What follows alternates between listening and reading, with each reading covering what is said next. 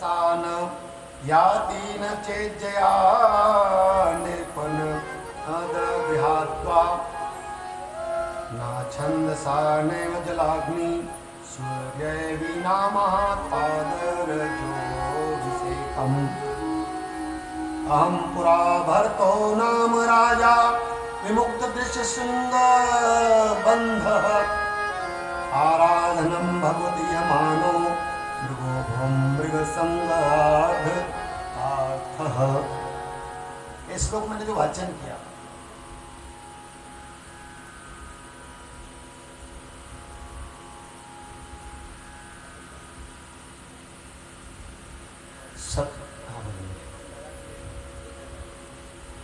इस भंडारा के लिए हमारे दादाजी जो मंच पर आए हैं वो 1001 रुपये की घोषणा कर रहे हैं। साधुवाद आपको, बहुत बहुत साधुवाद। ये भूपेन तुम ले लो, इसको ले लो यहाँ के भंडारा के लिए ये राशि दादाजी प्रदान करते हैं। बहुत बहुत साधुवाद आपको।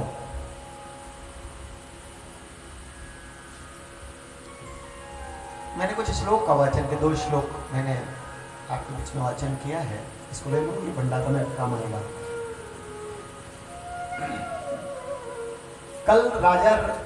कल समझ लीजिए भरत महाराज की कथा आपके बीच में हुई थी। भरत से जड़ भरत बनने की स्थिति का हम लोगों ने अवलोकन किया था। व्यक्ति एक बार त्याग करने के बाद भी थोड़ी सी आसक्ति किस मुकाम तक लाती है हमने देखा कल। भरत जो बेहतर राज शासन चलाते हुए बेटों को राजगादी देकर के स्वयं सन्यासी हो गए, लेकिन मृग की बच्ची, मृग का जो शावक छौना है, उसके नेह में ऐसे फंसे कि उस बच्चे को पालते पालते मरते मरते मृग याद रहा। अगले जन्म में मृग बनना पड़ा। लेकिन मृग बनते बनते भी उनको पूर्व जन्म की यादें रही और जिसके कारण मृग होकर के भी बहुत सहजता से जीते हुए प्राणांत किए, फिर भरत बने।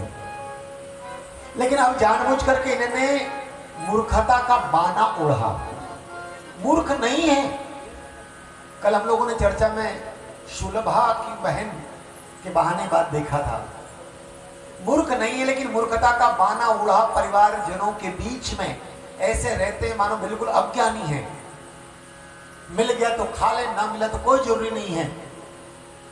कोई काम कह दिया गया तो काम कर ले, ना कहा गया तो ना करें, या काम सौंपा भी जाए तो काम को जानबूझकर ऐसा अटपटा करें कि इनको घर से निकलने की परिस्थिति निर्मित हो।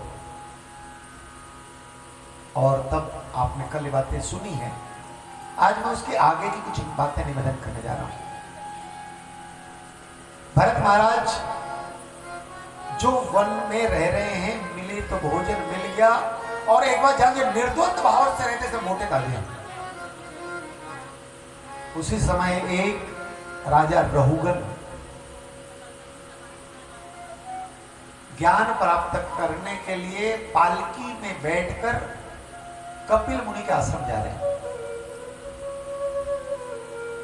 कपिल मुनि के आश्रम जा रहे हैं, और कपिल मुनि के आश्रम जा रहे हैं तो जब पालकी में बैठ कर जा रहे हैं तो पालकी में 2 आगे कहार, 2 पीछे कहार। एक कहार की तबीयत बिगड़ी तो संतुलन बिगड़ा। अब एक कहार चाहिए, एक और ढोने वाला चाहिए। राजा ने आज्ञा दी कि ढूंढ कर लाओ कोई हो तो, और जो तो और ले चलो। संयोग से वहीं पर हट्टे कट्टे भरत जी महाराज मिल गए। इनको बहुत विवश करके ला करके पालकी में लगा दिया गया। चले पालकी। भरत महाराज की स्थिति है अहिंसक वृत्ति। एक बार जान लीजिए 3 शब्द हैं, हिंसा, प्रतिहिंसा और तीसरा शब्द अहिंसा। किसी को मारना, किसी को पीड़ा देना, किसी को कष्ट पहुंचाना हिंसा है। और कष्ट पाया हुआ व्यक्ति यदि मान लो लौट कर वार करे तो उसको कहते हैं प्रतिहिंसा। हिंसा के बदले प्रतिहिंसा। लेकिन हमारे धर्मों ने कहा अहिंसा परमो धर्मः। हिंसा के बदले प्रतिहिंसा नहीं, क्योंकि प्रतिहिंसा समाधान नहीं है। प्रतिहिंसा फिर से हिंसा को ही जन्म देगी। पर हिंसा के बदले अहिंसा में आ जाए तो हिंसा के बदले जब अहिंसा होगा तो समाधान होगा। और भरत महाराज यही है, जो जीवन इन्होंने पूर्व जन्मों में पाया है उसको परिवर्तित करने के लिए चलते भी हैं तो देख कर चलते हैं कि पांव के नीचे कोई चींटी ना मर जाए। पालकी में जूते हुए हैं, चींटी दिखी तो कूदे। अब आप जान लीजिए, एक कहार कूदेगा, बचत कहार नहीं कूदेंगे।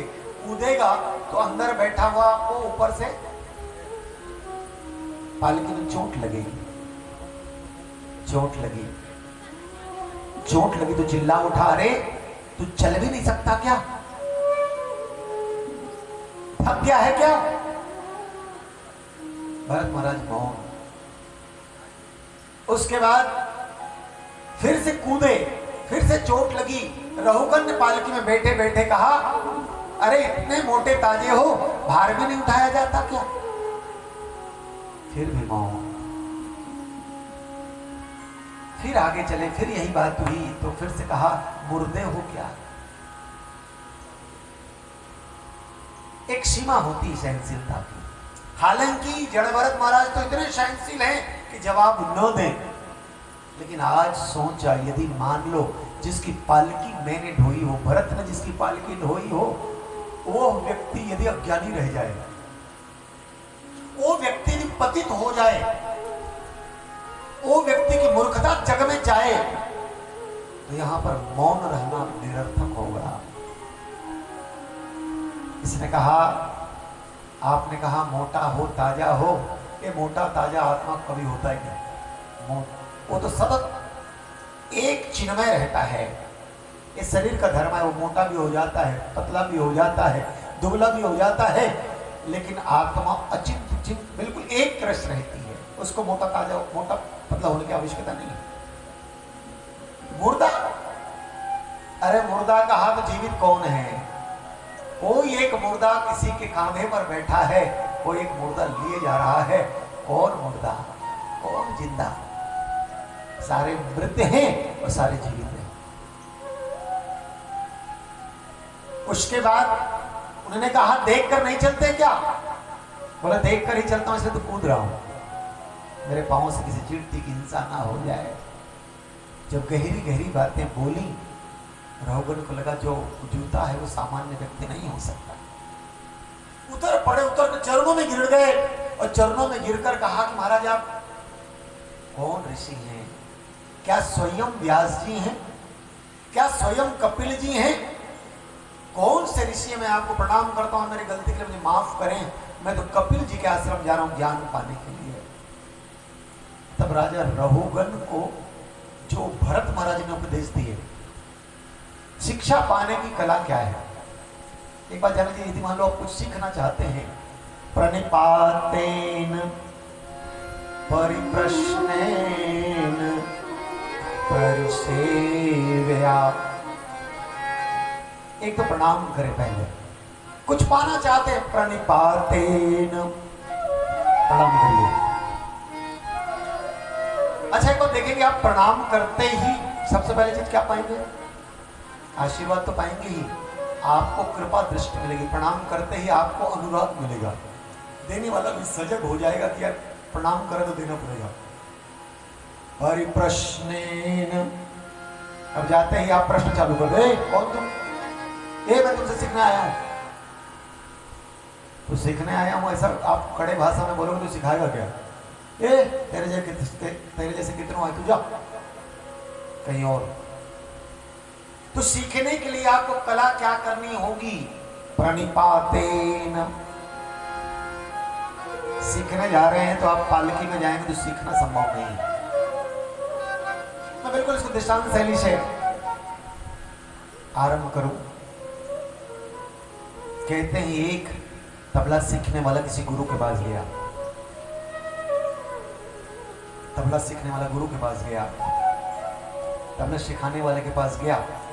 तो एक बिल्कुल जो नहीं सीखा है वो भी उसी समय आया है, एक कुछ जानता है वो भी आया है। दोनों ने अपनी बातें कही, सर मैं पहले से यहाँ सीख के आया हूं। और एक ने कहा, सर मैं बिल्कुल नहीं जानता। तो सिखाने वाले ने जो नहीं जानता हूं ऐसा कहा, उसका फीस कम रखा। मान लो उसको कहा तुम 300 देना, और जो जिसने कहा मैं सीख कर आया हूं उसको कहा तुम 500 देना। जो सीख के आया था उसने कहा यार ये तो बड़ा उल्टा है, मैं सीख पहले से जानता हूं उसको ये 500 मांग रहे हैं, और जो बिल्कुल नहीं जानता उनको ये 300 मांग रहे हैं। तो उन्होंने कहा सर मैं समझ नहीं पाया, मैं पहले से कुछ जानता हूं, जल्दी सीखूंगा, फिर भी आप मेरे को 500 कह रहे हैं, और ये जो बिल्कुल नहीं जानते उनको सिखाएंगे उसको आपने 300 कहा। तो गुरुजी ने जो बात कही गौर करें। गुरुजी ने कहा बेटा ये नहीं जानता तो कोरा कागज है, इसमें तो लिखना जहां से चालू करे कर सकते हैं, ये कोरा कागज है। और बोले तुम पहले से लिखे हो, कहीं से चालू नहीं कर सकते, पहले जो लिखा है उसको मिटाना पड़ेगा, और हमको नए सिरे से सिखाना पड़ेगा, तो हमको डबल श्रम करना पड़ेगा, और डबल श्रम करना पड़ेगा, इसलिए तुम्हारा फीस 500 है। तात्पर्य क्या? जो पहले से सीखे होने का गुमान पाल के जाएगा वो सीख नहीं पाएगा। जब भी सीखना है आपको जीरो से चालू करना पड़ेगा। हम लोगों को अपना बचपना याद आता है, जब स्लेट पेंसिल का जमाना था। अब स्लेट पेंसिल गया, स्लेट पेंसिल का जमाना था। मैं स्वयं बाल्यकाल में कक्षा 1 में जब भर्ती हुआ और पहले दिन आपको आपके क्लास में क्या सिखाया जाता है? आपको रेखाएं खींचनी बताई जाती है, चूल्हा बनाना बताया जाता है, गोल बनाना बताया जाता है, पेंसिल चलाना बताया जाता है। पेंसिल पकड़ना नहीं आ रहा, हम चलाएं कहां से? रोते थे हम लोग, क्योंकि स्कूल में हमारे गुरुजी कहते थे ऐसा पकड़ो ऐसा लिखो, नहीं आता था, वहां पर नहीं लिख पाए। उस जमाने में हमारे गुरुजी बड़े सख्त होते थे, आपको नहीं आएगा तो छड़ी पड़ेगी, और डर के कारण घर जाकर घर में बोले पिताजी से, पिताजी सिखाओ ये, तो वहां पर डंडी पड़ेगी, छड़ी पड़ेगी, पिताजी को नहीं सिखाते, रुदन करते थे। लेकिन उस छड़ी के बदौलत हमने आड़ी भी सीखी, तिरछी भी सीखी, गोला भी सीखा, आधा गोला भी सीखा।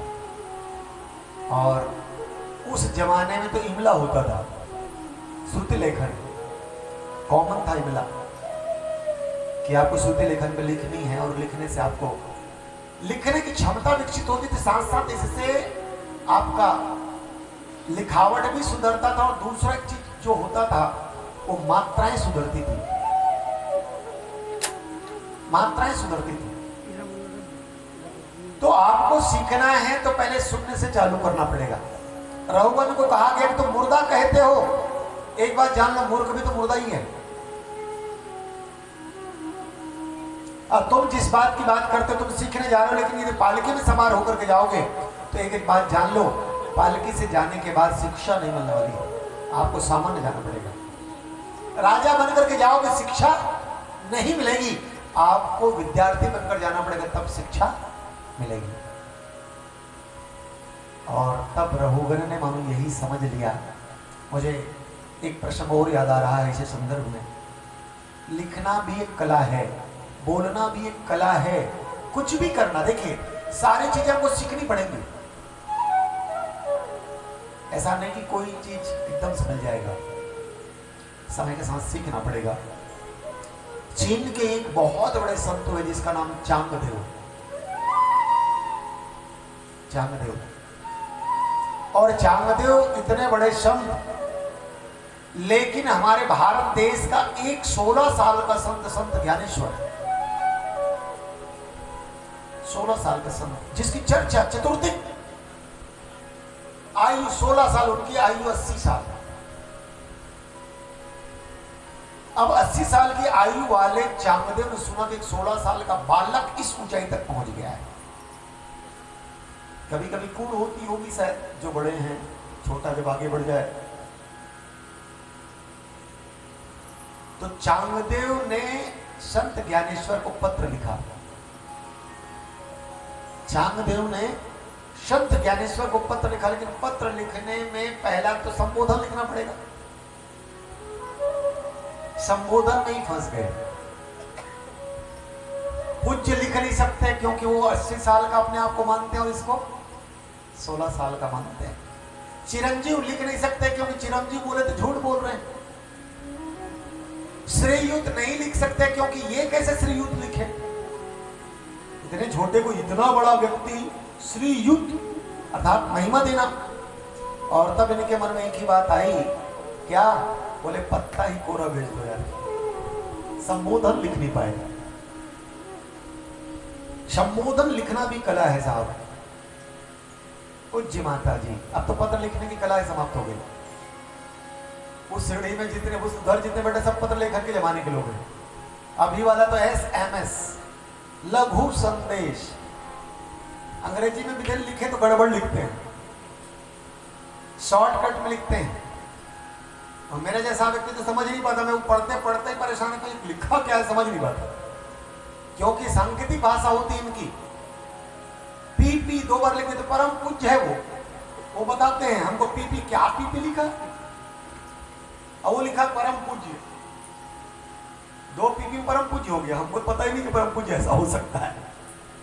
तो उस जमाने में पत्र लेखन एक कला होती थी, और आप कई पुस्तक देखेंगे जो पत्र लेखन की पुस्तकें हैं। उस समय में कोरा कागज भेज दिया दूत के द्वारा, किसी अपने शिष्य के द्वारा ज्ञानेश्वर के पास। ये शिष्य आए, उसने कहा गुरुजी आपको हमारे गुरु ने पत्र भेजा है। खोला, जान गया बोले चांगदेव ने पत्र भेजा। बोले 80 साल का ये चीनी संत एक संबोधन नहीं लिख पाया, 80 साल हो गया, लेकिन आज तक कोरा का कोरा ही रहा। इसके पास कोई बात नहीं, ये कोरा का कोरा रहा। अब उधर से संबोधन लिखा नहीं गया तो प्रत्युत्तर कैसे होगा?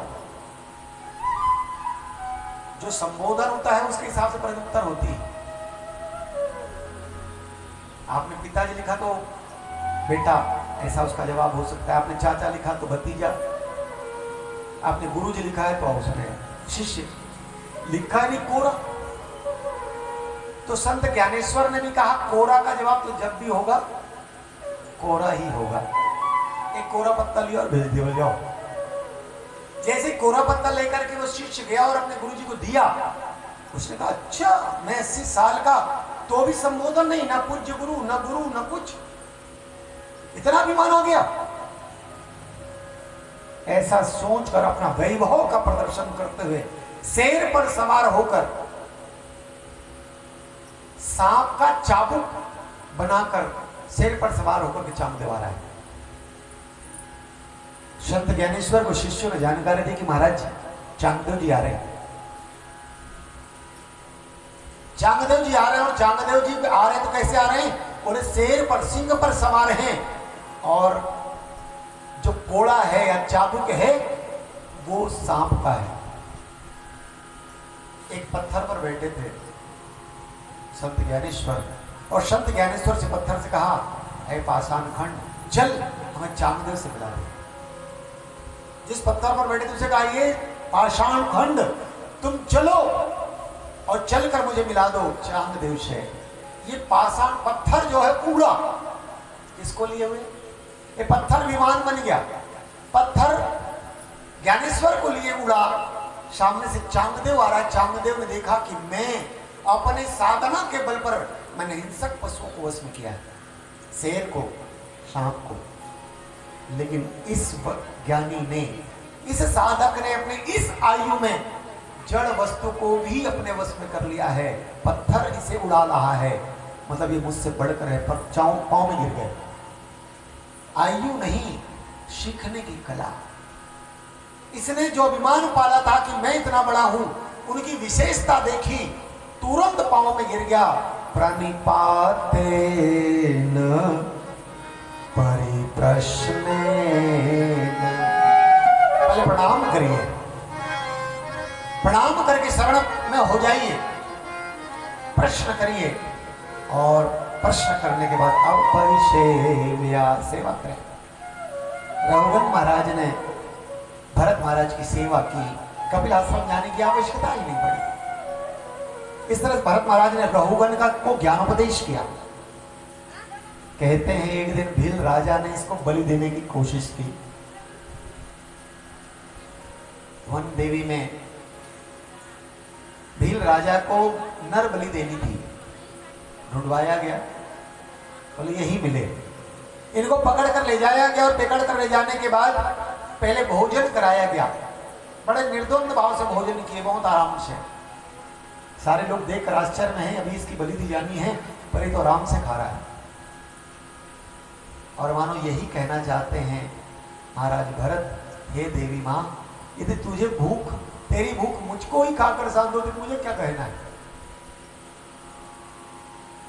बिल्कुल भीलों के राजा ने खड्ग उठाया और बलि देनी चाहिए। और जब बलि देनी चाहिए तो स्वयं देवी मां प्रकट हुई, वो खड्ग छीनी और उस भील राजा की ही बलि ले ली।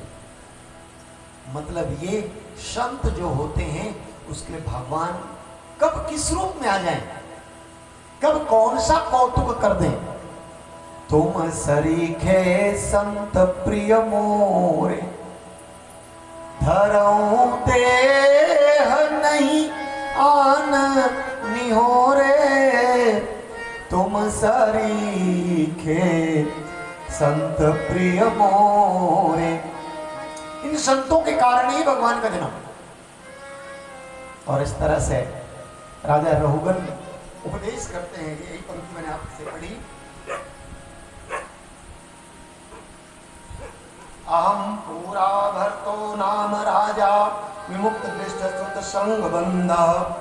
आराधनम भगवत इह मानो, मृगो भवम मृग संगादतार्थ।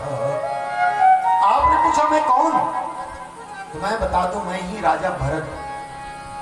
लेकिन राजा भरत होने के बाद भी एक मृग के आसक्ति की वजह से मुझे मृग बनना पड़ा, और उसी आसक्ति को त्यागने के लिए आज मैं जड़ भरत बना हूं। और जड़ भरत के रूप में समझ लीजिए ये ज्ञान जो मैंने पाया है अपने कितने जीवनों के बाद, और तुम बड़े बनकर के पाने की चेष्टा करने के लिए जा रहे हो, क्या पा सकते हो। सचमुच में रघुगन का कल्याण किया है महाराज भरत जी ने। और ये भरत जो है हमारे भारत नाम के एक व्यक्तित्व है, जिसके कारण हमारे देश का नाम भारत पड़ा। 3 भरत जिनको ध्यान में रखकर ये भारत बना। एक भरत ये है जड़ भरत, जो निर्द्वंद रह करके भी लोक को कल्याण करते, जिनके मन में भावना आ गई जिसको मैंने कांधे पर बिठाया हो उसका पतन हो यह यथेष्ट नहीं होगा। दूसरे भरत महाराज भरत जो राम जी के भाई हैं, और तीसरे भरत है शकुंतला नंदन शांतनु नंदन भरत, जो प्रायः सरस्वती शिशु मंदिर के समझ लीजिए जो मोनो है उसको उस चित्र का दर्शन करते हैं। जो मैं निवेदन करना चाह रहा हूं, सचमुच में भारत जिस स्थल पर हमारा जन्म हुआ है, देवता तक तरसते हैं। देवता भी कहते हैं हमें अवसर मिले जन्म लेने का, तो बोले भारत खंड में मिलना चाहिए। इस पृथ्वी में जन्म हो तो हमें इधर उधर नहीं, भारत खंड में हमारा जन्म होना चाहिए। क्यों? जो संतों की भूमि है, ज्ञान की भूमि है, विशेषताओं की भूमि है, ये भूमि ही पावन भूमि है। ये संत भी मांग करते हैं इस भारत भूमि में हमारा जन्म हुआ है, हम लोग कितने भाग्यशाली हैं। बोलिए श्री कृष्णचंद्र भगवान की। आइए, इसके बाद सुखदेव जी महाराज ने बताना आरंभ किया नरकों का वर्णन। वैसे नरक की बात की गई तो 28 नरकों की चर्चा मिलती है, कहीं पर उससे अधिक कहीं पर उससे कम। यमराजों की गणना की जाती है तो 14 यमराज, यमराज का नाम 14। तो यम देवता 14 यम देवता, लेकिन नरकों की गणना की गई तो 28 नरक। अब अलग अलग नरकों का अलग अलग नाम है, अलग अलग पाप के लिए अलग अलग नरकों की मान्यता है हमारे यहाँ शास्त्रों में। इस राम सागर की पंक्ति लेकर मैं इसको पूरा करना चाहूंगा। क्या? पशु हते जो रोम शरीरा, तितने वर्ष नरक सह पीरा। हम लोग बचपन में जब मंडाई जाते थे, मैं इसलिए इन बातों को बोला करता हूँ, कुछ बातें जो हम लोगों ने देखी है वो कितनी सही और कितनी श्रेष्ठ रही हैं। जिस जमाने में हम लोग जब मेला जाते थे तो एक चश्मा मिलता था झिल्ली वाला, रबर और झिल्ली वाला, लाल झिल्ली लगी है और वो पुट्ठा का गोल गोल बना है और लाल झिल्ली लगी है और रबर लगा है। जिन लोगों ने देखा हो, मंडाई में हम लोग चश्मा लेते थे। अब आप अनुमान लगाओ, मैं चश्मा को याद नहीं कर रहा हूं, उसी जमाने में हमको कुछ चित्र मिलते थे, जैसी करनी वैसी भरनी।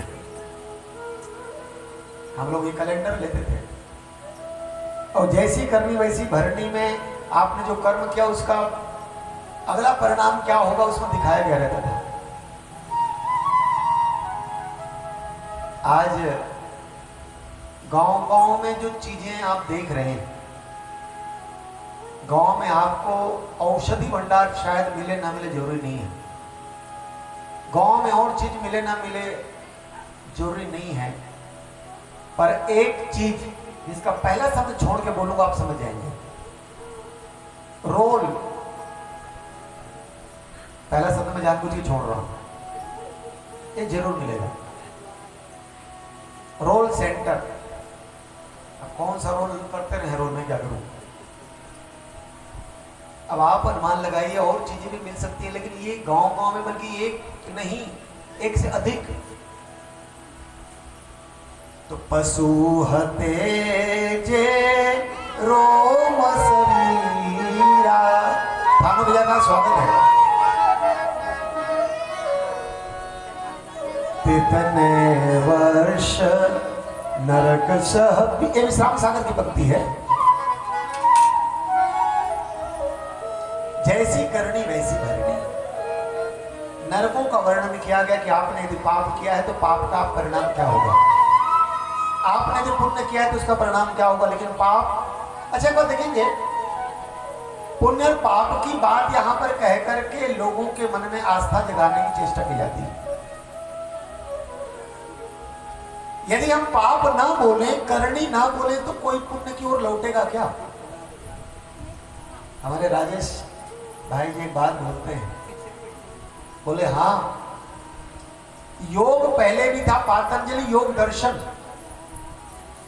पर पातंजलि जी को कितने लोग जानते हैं। आज जब भी योग की बात आती तो लोग बाबा रामदेव जी को जानते हैं,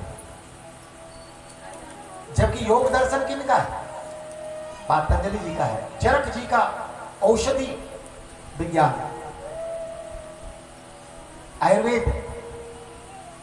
मतलब ये हमारे यहां पहले से रहे, लेकिन इनको बाबा रामदेव ने योग को जोड़ दिया रोग से, रोग से जोड़े तो योग प्रसिद्ध हो गया। पहले क्या शिव पुराण नहीं था, होती थी, कम कथाएं होती थी, पर पहले भी शिव पुराण था। पर मिश्रा साहब जब से आए, प्रदीप मिश्रा जी, शिव पुराण की कथाएं बढ़ गई, अब सारे पंडित शिव पुराण को भाग रहे हैं। क्यों? क्योंकि उनको लगता है शिव पुराण सबसे बढ़िया है, सारे पुराण श्रेष्ठ हैं, आप लेना तो चालू करो। एक हमारे बाबा है जिन्हें कहा घर के देवता को तालाब में विसर्जित कर दो। अब उस बाबा का नाम लेकर के सिर्फ संकेत करो, काला पॉकेट लेके चलें तो आपका धन वृद्धि होगा, काले पॉकेट में नींबू रखें, ये अमुक कलर की बिंदी लगाएं। अच्छा, नींबू को भी आप यदि रस पिए तो कौन सा नींबू कैसे काटा आपने, झंझट तो है। आपने आड़ी काटा तो खड़ी काटने बोलेंगे वो, आपने खड़ी काटा तो आड़ी काटने बोलेंगे, क्योंकि उनके पास ऑप्शन है बोलने के। अच्छा, आपने नींबू को काटा जरूर, पर आपने आड़ी काट करके बंधन लगाया, इसलिए फल नहीं मिला। अब खड़ी काट करके बंधन लगाना ठीक है, हम सब मानते हैं, कोई दिक्कत नहीं है। पर आज शिवालय की जो स्थिति है, जिस स्तर पर हम शिवालय में पहुंचे, बहुत खुशी की बात है। हमारे शिवालयों में हम सब ने जाना आरंभ किया है। शिव विश्वास के देवता है भाई, हमारे विश्वास उनसे लग जाए, चाहे जिस बहाने से, भगवान आपका कल्याण और हमारा कल्याण करेंगे, कल्याण करेंगे। इन्होंने भी जोड़ दिया हमारी आस्था के ऐसे तंतु से जिसमें चमत्कार छुपा हुआ है, और हम लोगों ने दौड़ा